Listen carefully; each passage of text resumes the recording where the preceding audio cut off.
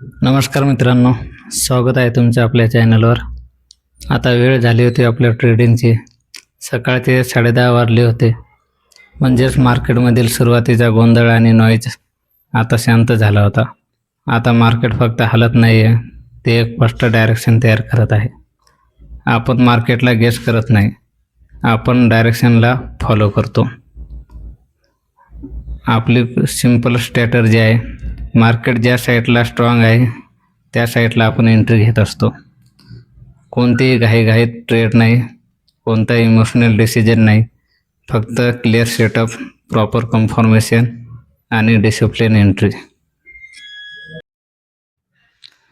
आज मार्केटमध्ये एक खूप मोठी गॅप अप ओपनिंग पाहायला मिळाली आहे। पण लक्षात ठेवा, जेव्हा मार्केट इतक्या उंचावर उघडतं तेव्हा तिथे दोन गोष्टी होण्याची शक्यता असते। एक तर खूप मोठी प्रॉफिट बुकिंग किंवा मार्केट तिथे सस्टेन होण्यासाठी चाललेली धडपड।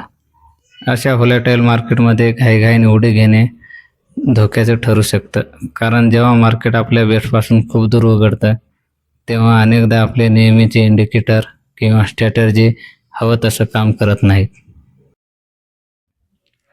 एवढे असून सुद्धा आज मी एक चूक केली।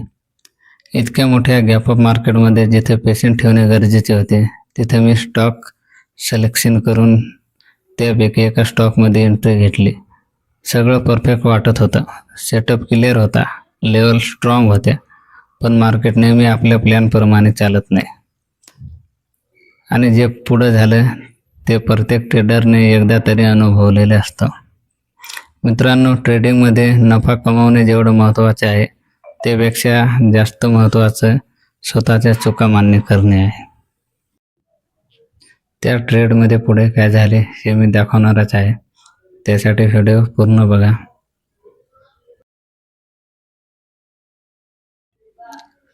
आपला सेटअप पूर्णपणे क्लिअर होता, व्हॉल्यूम मिळाला होता आणि प्रॉपर ब्रेकआउटसुद्धा झाला होता। म्हणूनच आपण रूल फॉलो करत या स्टॉकमध्ये एंट्री घेतली। सगळं टेक्स्टबुक सारखं दिसत होतं, पण मार्केट नेहमी पुस्तकासारखं चालत नाही। थोड्याच वेळात एक गोष्ट क्लिअर झाली, आजचे गॅप अप मार्केट आपल्या स्ट्रॅटर्जीला सपोर्ट करत नाही। आणि इथे एक प्रोफेशनल ट्रेडर काय करतो, तो बदलत नाही, तो डिसिजन बदलतो। आणि मी लगेच या ट्रेडमधून अर्ली एक्झिट घेण्याचा निर्णय घेतला। हो, या ट्रेडमध्ये जवळपास 50 रुपये प्रॉफिट झाला, पण खरं सांगायचं तर चार्जेस काढले तर हे प्रॉफिट नाहीच। पण महत्त्वाचं काय, मोठा लॉस टाळला, कॅपिटल प्रोटेक्ट केलं। कारण शेवटी ट्रेडिंगमध्ये प्रॉफिटपेक्षा सर्वाईल जास्त महत्त्वाचं असतं। एक छोटा प्रॉफिट असो किंवा ब्रेक इव्हन, कधी कधी टाईमवर एक्झिट होणं हा सगळ्यात मोठा प्रॉफिट असतो।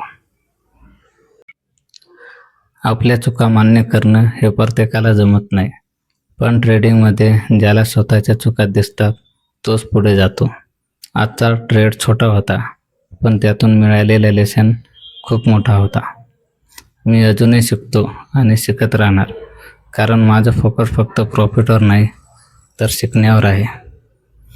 आजचा व्हिडिओ तुम्हाला कसा वाटला कमेंटमध्ये नक्की सांगा। व्हिडिओ आवडल्यास व्हिडिओला लाईक करा, चॅनलला सबस्क्राईब करा। धन्यवाद।